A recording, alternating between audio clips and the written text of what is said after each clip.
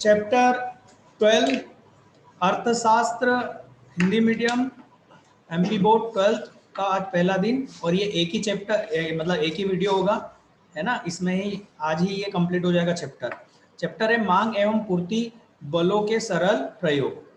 ठीक है, और ये चैप्टर आज ही कंप्लीट हो जाएगा 15-20 मिनट में। ठीक है, ज़्यादा बड़ा नहीं है। ठीक, चलिए स्टार्ट करते हैं। चलिए, तो मांग एवं पूर्ति बलों के सरल प्रयोग। देखिए, इस चैप्टर में जो ब्लूप्रिंट है उसके अकॉर्डिंग 2-2 नंबर के 2 क्वेश्चन आएंगे, मतलब 4 नंबर, और 1 नंबर का एक एमसीक्यू आएगा।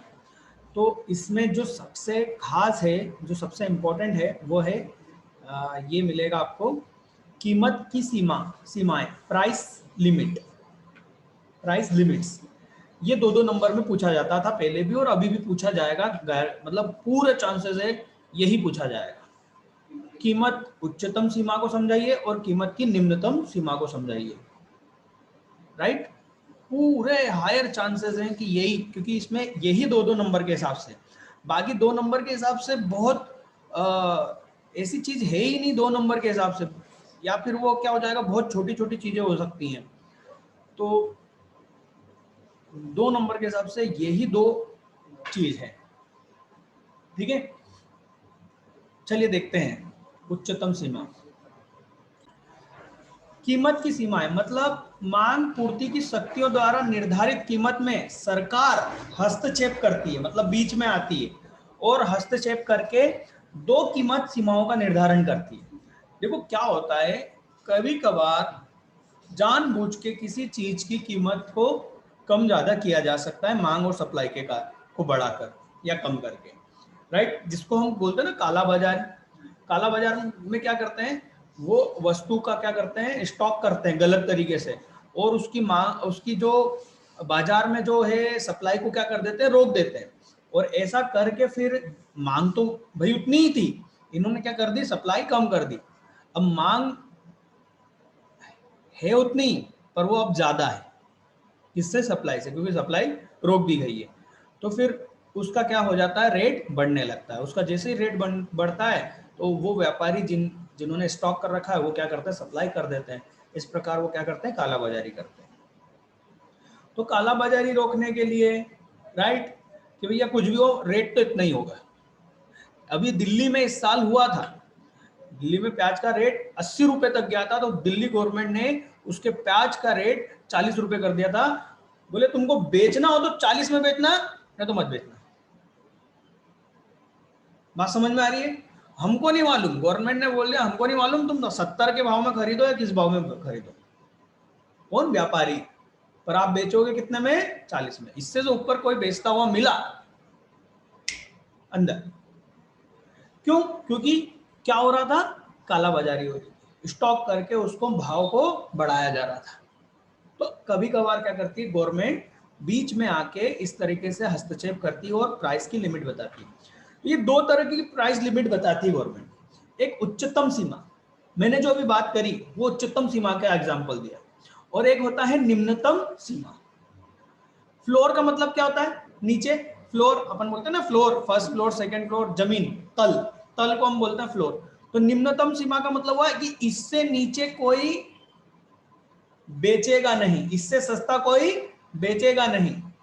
ठीक, और उच्चतम सीमा का हो गया, इससे ऊपर की कीमत पे कोई बेचेगा नहीं। सीलिंग, ये जो ऊपर फैन लगा हुआ है ना, इसको हम सीलिंग फैन बोलते हैं, छत का पंखा। तो ये क्या हो गया, टॉप, इससे ऊपर कोई जाएगा नहीं, इससे नीचे कोई जाएगा नहीं। समझ में आई बात? चलिए देखते हैं। कीमत की यह उच्चतम सीमा उस कीमत को बताती है जिसे विक्रेता सरकारी हस्तक्षेप होने पर अधिकतम कीमत के रूप में प्राप्त कर सकता है। मतलब विक्रेता को अधिकतम कितना मिलेगा, जो कि सरकार ने निर्धारित कर दिया है। जैसे मैंने बोला था, दिल्ली में निर्धारित कर दिया था क्या, प्याज का रेट 40 रुपए गवर्नमेंट ने फिक्स कर दिया। वैसे तो बाजार मूल्य पर रहता है, पर क्योंकि बाजार में इसका दुरुपयोग हो रहा था मांग पूर्ति का, तो हस्तक्षेप करा। ठीक, ये यहाँ पर नीचे ग्राफ के द्वारा समझाया गया है, बहुत ही आसान है। देखो 2 नंबर का यही बनता है बेटा। देखो यहाँ पर ये जो P है, देखो डिमांड और सप्लाई कर्व कहाँ मिल रहा था, ई पर मिल रहा था। डिमांड और सप्लाई कर्व के अनुसार ई पर पॉइंट आ रहा था, मतलब प्राइस ये आ रही थी पी, राइट, जो कि क्या थी, अधिक प्राइस थी। ठीक, अधिक प्राइस होने के कारण गवर्नमेंट ने इसको कहा नीचे फिक्स कर दिया P1 पर। ठीक है, P1 पर फिक्स करने के बाद में इसकी जो सप्लाई और डिमांड है ये ऑटोमेटिक एडजस्ट हो जाएगी। ठीक है, तो यहां पर Q1 इसकी सप्लाई हो गई और डिमांड कितनी हो गई, Q2 हो गई, प्राइस यही फिक्स हो गया उसका। ठीक है, ये क्या हो गई, अधिकतम उच्च सीमा। ठीक है, ये कब रखी जाती है, देखो जब सामान्यतः ऐसी चीजें जो कि उपभोक्ता वस्तुएं होती हैं, है ना, उपभोक्ता वस्तुएं क्या होती है, ये मैक्रो में समझ में आएगा फिलहाल तो, पर फिर भी हम ये कहें जो उपभोक्ता के निजी आवश्यकताओं की पूर्ति जो करती है चीजें, उन चीजों पर ये उच्च सीमा लगाई जाती है। जैसे कि बेटा मैंने कल बताया था शुगर का रेट बताया था, आप लोगों को ही पढ़ाया था मैंने शुगर के बारे में कल, इंग्लिश मीडियम में बताया हुआ। आपकी जो शक्कर है, शक्कर का रेट भी एक्चुअल में इसमें गवर्नमेंट हस्तक्षेप करती है। क्यों, क्योंकि शक्कर में भी क्या होता है, ये मांग सप्लाई का रूल बहुत तेजी से काम करता है, और क्योंकि शक्कर महंगी हो जाती है तो बाकी सारी चीजें महंगी हो जाती है। दूध पर भी इसी तरह से गवर्नमेंट क्या करती है, हस्तक्षेप करती है। और इससे पहले पेट्रोल पर करती थी। पेट्रोल कौन तय करता था, गवर्नमेंट तय करती थी। डिमांड सप्लाई का रूल तो मार्केट में चलता था, पर गवर्नमेंट उसमें हस्तक्षेप करके उसकी सीलिंग फिक्स करती थी, मैक्सिमम लिमिट फिक्स करती थी। ऐसी वस्तुएं जो कि निजी आवश्यकताओं के लिए, या सॉरी निजी आवश्यक नहीं, मतलब आवश्यक वस्तुएं हैं जीवन के लिए, उन पर ये सीलिंग लगाई जाती है। ठीक है, और निम्नतम सीमा, निम्नतम सीमा जैसे कि एमएसपी, अभी जो आंदोलन चल रहा है ना किसानों का, और वो यही चल रहा है, एमएसपी, एमएसपी मत बिगाड़ना, एमएसपी मत बिगाड़ना, है ना, समर्थन मूल्य, ये वो निम्नतम सीमा ही है, समर्थन मूल्य। ऐसी वस्तुएं, अच्छा देखो ध्यान रखना, उच्चतम सीमा ग्राहक के लिए है। उच्चतम सीमा से किसको फायदा है, ग्राहक को फायदा है, उपभोक्ता को फायदा है। ठीक है, और निम्नतम सीमा को से उत्पादक को फायदा है। जैसे कि गेहूं का उत्पादन होता है, ठीक, बहुत सारी चीजें अलग अलग हमारे कृषि के क्षेत्र में उत्पादन होता है, जिसका गवर्नमेंट क्या कर देती है, एक समर्थन मूल्य दे देती है कि भैया इससे नीचे, मतलब जैसे गेहूं का रेट आ गया 1950 या 2000 मान लो, आसान रहेगा, गेहूं का रेट गवर्नमेंट ने क्या फिक्स कर दिया, 2000, मतलब 2000 में हम खरीद लेंगे। अब किसान क्या इससे सस्ते में किसी और को बेचेगा क्या, कोई और खरीदेगा भी नहीं और किसान बेचेगा भी नहीं, तो गवर्नमेंट ने यहाँ पर 2000 रुपए क्या कर दिया, समर्थन मूल्य। ये समर्थन मूल्य ही निम्नतम है, किसके फायदे के लिए करा बेटा, उत्पादक के लिए। मतलब जब डिमांड और सप्लाई के कारण सप्लाई अधिक हो जाती है और डिमांड कम हो जाती है, तो उसका रेट क्या हो जाता है, तेजी से नीचे गिर जाता है, जिससे क्या होता है, उत्पादक को नुकसान होता है। अब उत्पादक को नुकसान होगा तो वो या तो वो खत्म हो जाएगा, या अगली बार उसका उत्पादन नहीं करेगा, फिर अगली बार ये गड़बड़ हो जाएगी। तो इसलिए सरकार क्या करती है, उसे इतना मूल्य देती है कम से कम कि भैया उसके खर्चे निकल जाएं, उस मूल्य पर वो तय कर देती है। ठीक, ये देखो ग्राफ में देखो, ठीक, पी था, पी मतलब ये ई वाले पॉइंट पर जो पी आ रहा है ना 12.5 वाले चित्र में बेटा, है ना, और वहां पर आप देखोगे कि इसको कहां कर दिया, P1 पर फिक्स कर दिया गवर्नमेंट ने। ठीक है, पढ़ के देख सकते हो। कीमत निम्नतम सीमा उस कीमत को बताती है जिसे सरकार बाजार में वसूली जाने वाली निम्नतम कीमत के रूप में निर्धारित करती है। मतलब निम्नतम कीमत यही है, इससे नीचे कोई खरीदेगा बेचेगा नहीं। कृषि उत्पादों में निम्नतम समर्थन मूल्य के उदाहरण है, क्लियर, कृषि उत्पादों में ये होता है। अब इस चैप्टर में इतना कुछ दम नहीं बचा, पर क्योंकि और भी कुछ पूछा जा सकता है, सिलेबस दूसरे मेन चैप्टर में रिड्यूस होने के कारण यहाँ थोड़ा सा इस साल के लिए इंपॉर्टेंस बढ़ गई है। चलो देखते हैं शुरू से चैप्टर में क्या क्या है ना, थोड़ा सा नजर डाल लेते हैं। तो भाई वस्तु की कीमत निर्धारण में मांग पूर्ति वक्रों का उपयोग, तो ये हम प्रयोग करके देख चुके हैं। एक्चुअल में मैं ये नहीं बोल रहा हूं कि इसमें कोई काम की चीज नहीं है, इसमें जो चीजें हैं वो हम दूसरे चैप्टरों में पढ़ चुके हैं, जैसे कि मांग और पूर्ति के वक्रों का प्रयोग। तो हमने तो वक्र का प्रयोग करके देख ही लिया पिछले चैप्टर में। भाई वस्तु की मांग का वक्र कैसा बनेगा, सप्लाई का कैसा वक्र बनेगा, ये वो लिखा हुआ है। तो मालूम है वो क्या करेंगे, वो 2 नंबर में से यहां से वस्तु की मांग वक्र क्या होता है समझाइए पूछ लेंगे, जबकि ये तो हम कहां समझ चुके हैं, मांग वाले चैप्टर में समझ चुके हैं। तो आप इसको अलग से टिक मत लगाइए, बस इतना ध्यान रखिए कि यहां से ये क्वेश्चन पूछा जा सकता है जो कि हमने उस चैप्टर में कर लिया है। यदि उसमें छोड़ दिया है तो आप यहां कर लेना। ठीक, वस्तु की मांग और वस्तु की पूर्ति क्या होती है और मांग क्या होती है और उसका वक्र कैसे बनता है। ठीक, अच्छा, वस्तु की कीमत, मांग पूर्ति संतुलन, ये हमने कौन से चैप्टर में पढ़ा, 9th वाले चैप्टर में पढ़ा ना, 11th में, सॉरी, हाँ 11th में पढ़ा ना, अभी अभी लास्ट चैप्टर में पढ़ा ना, 11th चैप्टर में मांग और पूर्ति से मिलके उसकी कीमत आ जाना, ये वही बात आ गई फिर से। तो ये तीनों पॉइंट 2-2 नंबर में पूछे जा सकते हैं, ये जो तीनों पॉइंट आपको दिख रहे हैं ना, बस ठीक है। फिर आता है साधन कीमत निर्धारण में मांग पूर्ति वक्र का प्रयोग। प्रश्न, टॉपिक को आराम से बोलो, क्या लिखा है, साधन, साधन क्या होते हैं, साधन क्या होते हैं, अरे उत्पादन के साधन, और उत्पादन के साधन में क्या क्या आता है, मजदूर, जमीन, है ना, पूंजी, उद्यमी, ये सब क्या हो गए साधन। तो अभी तक तो हमने किसी कमोडिटी के बारे में पढ़ा था, मतलब किसी वस्तु की कीमत निर्धारण के बारे में, मांग के बारे में, सप्लाई के बारे में पढ़ रहे थे।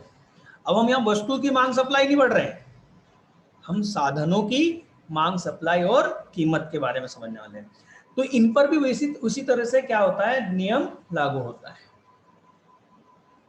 इनकी भी मांग और सप्लाई होती है और उसके अनुसार उसकी क्या होती है, कीमत तय होती है। सेम वही नियम है, मांग के नियम के अनुसार और सप्लाई के नियम के अनुसार।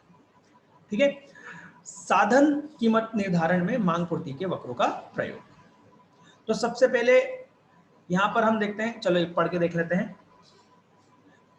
वितरण के आधुनिक सिद्धांत के अनुसार साधन बाजार में किसी साधन की कीमत, मतलब पारिश्रमिक, मजदूर को मजदूरी, है ना, जमीन को किराया, उसकी बात हो रही है, मांग एवं पूर्ति द्वारा निर्धारित होती है। पूर्ण प्रतियोगिता की दशा में साधन कीमत का निर्धारण उस बिंदु पर होता है जहां पर किसी साधन की मांग तथा पूर्ति एक दूसरे के बराबर होती है। अरे वही है, जैसे वस्तु में, वस्तु का मूल्य कहाँ निर्धारित होता है, जहां मांग और पूर्ति मिलती है, यहां पर भी वही है।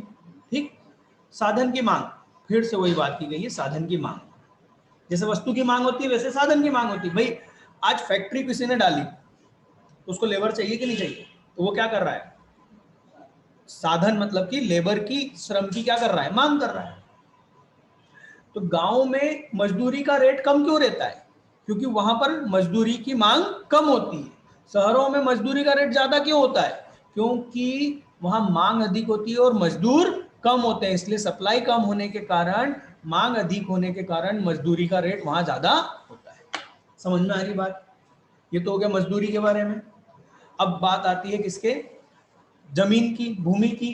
तो भैया उसका भी वैसे ही होता है, आपने देखा है गांव की जमीनें सस्ती होती हैं और शहरों की महंगी होती है, क्योंकि शहरों में मांग अधिक होती है और गांव में मांग कम होती है। ठीक, फिर उसी तरह से आ गए किसकी, पूंजी की, मतलब पैसे की। तो जिस इकोनॉमी में, जिस अर्थव्यवस्था में पैसों की क्या होती है, सप्लाई अधिक और मांग कम, वहां ब्याज कम होता है। मैं यूएई में था, दुबई में था ना मैं, तो वहां पर मैंने देखा वहां पर ब्याज बहुत कम है, वहां लोन बहुत सस्ता मिलता है। क्यों, क्योंकि वहां बहुत पैसा है, वहां लोगों को जरूरत ही नहीं है, लोन लेने की जरूरत नहीं है। बात समझ में आ रही है आपको, इसलिए वहां पर लोन सस्ता है। तो कई इंडियन जो वहां पर जॉब करते हैं वो लोग वहां पर लोन लेते हैं और घर इंडिया में बनाते हैं। क्यों? क्योंकि वहां लोन बहुत सस्ता है, मतलब ब्याज रेट कम है। क्यों? क्योंकि वहां पैसा बहुत है और मांग कम है। और हमारे इंडिया में रेट ज्यादा है क्योंकि सबको चाहिए पैसा। लोन तुम दे दो, अब भी दे दो तुमको लोन साहब, ठीक। फिर इसके बाद में उद्यमिता का भी आता है। यदि ज्यादा रिस्क रहेगी, उद्योग कम होंगे, किसी टाइप के बिजनेस में कम उद्योग है तो वहां पर रिस्क भी ज्यादा है, तो वहां पर उसकी चाहत, जो उसका प्रॉफिट की इच्छा होगी, वो ज्यादा होगी। आपको कुछ नहीं करना है, आपको सिर्फ और सिर्फ ये साधनों की मांग है ना, इसको पढ़ के देखना है। ये बिल्कुल वैसा ही काम कर रहा है, ठीक है। साधनों की मांग और साधनों की पूर्ति, ठीक है। मैं ये नहीं कह रहा हूं कि आईएमपी नहीं है। बहुत महत्वपूर्ण तो मैंने दो चीजें बता दी। कौन सी? उच्चतम निम्नतम सीमा और उसके ऊपर जो आ रहा है, ये सब महत्वपूर्ण है, बहुत महत्वपूर्ण। फिर उसके बाद में क्या है कि उनके पास में यदि पूछने का कोई तरीका नहीं है, मतलब जगह नहीं है, तो वो हो सकता है इन चीजों को 2-2 नंबर में पूछ ले, ठीक। जैसे वो पूछ सकते हैं श्रम की मांग क्या होता है ना, श्रम की पूर्ति क्या होता है। ये देखो, ये श्रम की मांग आ गया पेज नंबर 167 पर, श्रम की मांग आ गया है ना। तो देखो इसमें लिखा है, अतः कोई उत्पादक किसी श्रम को उसके द्वारा उत्पादित वस्तु या सेवा की सीमांत मात्रा के मूल्य से अधिक मजदूरी देने को तय होता है। मतलब थोड़ा बहुत तो आपको यहाँ पर पढ़ना पड़ेगा, ठीक है। इस श्रम की पूर्ति हो गई। फिर आप देखोगे, सिर्फ ये हेडिंग पढ़ना है ना, श्रम की पूर्ति, श्रम की मांग, साधन की पूर्ति, बस। क्योंकि 2 नंबर में उतना ही पूछेगा कि भाई साधन की मांग क्या होती है बताइए, साधन की पूर्ति क्या होती है बताइए। वक्र वक्र बना के समझाने का कोई खेल है ही नहीं, ठीक है। ये देखो, ब्याज निर्धारण में मांग पूर्ति का उपयोग अभी मैंने समझाया था, ठीक है। तो इनमें सिर्फ आपको 2-2 3-3 लाइन पढ़ के रखनी है बस, क्योंकि 2 नंबर के हिसाब से 3 लाइन या 4 लाइन, ठीक। तो यहां पर हम समाप्त करते हैं, माइक्रो व्यष्टि अर्थशास्त्र को यहां खत्म कर रहे हैं, ठीक। चैप्टर 12 व्यष्टि माइक्रो इकोनॉमिक्स खत्म होता है। इसके बाद में चालू होगा मैक्रो इकोनॉमिक्स। और बेटा मैक्रो इकोनॉमिक्स में हम चैप्टर के सीक्वेंस से नहीं पढ़ेंगे, है ना, क्योंकि उसमें जो शुरू में जो चैप्टर आ रहा है वो तो बहुत इजी है, और उसके बाद में जो दूसरा चैप्टर है वो काफी वजन रखता है। इकोनॉमिक्स में सबसे टफ चैप्टरों में से आता है। एक 2 सबसे टफ चैप्टर थे, जिसमें से एक हट चुका है, आय रोजगार निर्धारण वाला, वो हट चुका है। और एक और टफ आता है राष्ट्रीय आय, है ना। वो राष्ट्रीय आय वाला पहला टॉपिक है आपका मैक्रो का, जो कि टफ है, कठिन है ना, बहुत कंफ्यूजन है उसमें। हालांकि मैं पूरी कोशिश करूंगा। प्रॉब्लम देखो उसमें क्या है, उस चैप्टर की प्रॉब्लम ये है कि जिस लेवल पे उसको समझाया जाना चाहिए चीजों को समझने के लिए, वो लेवल एमपी बोर्ड पूछता ही नहीं है। तो उसको समझाना बड़ा मुश्किल, मतलब कोई सी चीज, जैसे कि मेरे को बताओ साइकिल कैसे चलाएं, ये प्रैक्टिकल चीज है, उसकी थ्योरी लिखना कितना बेतुकी चीज है। तो वो है ना, वहां पर प्रैक्टिकल चीज नहीं पूछते। सीबीएसई क्या करता है, वहां पर क्वेश्चन देता है, न्यूमेरिकल संख्यात्मक क्वेश्चन, कि भैया इतनी इसकी आय, उतनी इसकी आय, बताओ राष्ट्र की कितनी आय। तो हम कैलकुलेट करते हैं और उसको उस तरीके से सिखाया जाता है कि कैसे, जैसे एक अकाउंट का क्वेश्चन होता है ना, वैसे कि भाई उसका एक आंसर आता है। अब ये वो नहीं पूछते, ये पूछते हैं कि भैया उसमें क्या सावधानियां रखना चाहिए। अब वो सावधानी तब सिखाएंगे ना हम, जब उसको मेन क्वेश्चन सिखाया हो। अब मेन क्वेश्चन इसलिए नहीं सिखाते क्योंकि तुम पूछते ही नहीं हो, आप पूछते ही नहीं हो। तुम जब मेन क्वेश्चन का सॉल्यूशन नहीं सिखाया तो उसकी सावधानियां को कैसे समझाएंगे अगले को। अब बच्चे को वो क्वेश्चन समझाने जाओ तो वो छोटी मोटी किताबें जो बाजार में चलती हैं जो पिछली पुराने सालों के क्वेश्चन आंसर वाली होती है उसमें देखता है और बोलता है कि सर ये तो कुछ इसमें है ही नहीं, फिर तुम ये इतना क्यों हमको बहुत टाइम वेस्ट कर रहे हो हमारा। और उनके समझ में भी थोड़ा सा एमपी बोर्ड में थोड़ा सा प्रॉब्लम आती है। अब उसको प्रैक्टिकल नहीं समझा सकते तो फिर उसकी थ्योरी कहां से समझाए, इसलिए वो पेचीदा है। बाकी सीबीएसई में तो इतना मस्त होता है, मजा आ जाती है उस चैप्टर को पढ़ाने में, बिल्कुल दिल खुश हो जाता है। एमपी बोर्ड में पढ़ाने में बड़ा लट्ठ लगता है मेरे को कि इसको पढ़ाऊं क्या, इसमें से ऐसा क्या। तो उस चैप्टर को हम सबसे आखिरी में लेंगे, ठीक है। तो हम इसके बाद में मिलेंगे सीधे मैक्रो के मनी एंड बैंकिंग, मतलब कि मुद्रा और बैंकिंग में, ठीक है। मुद्रा और बैंकिंग चैप्टर कौन सा आ रहा है बेटा बताओगे जरा, फिर चैप्टर नंबर, तो चैप्टर नंबर 17 मुद्रा एवं बैंक, वो जो भी बैंकिंग, राइट, उसमें मिलेंगे। चलिए ठीक है।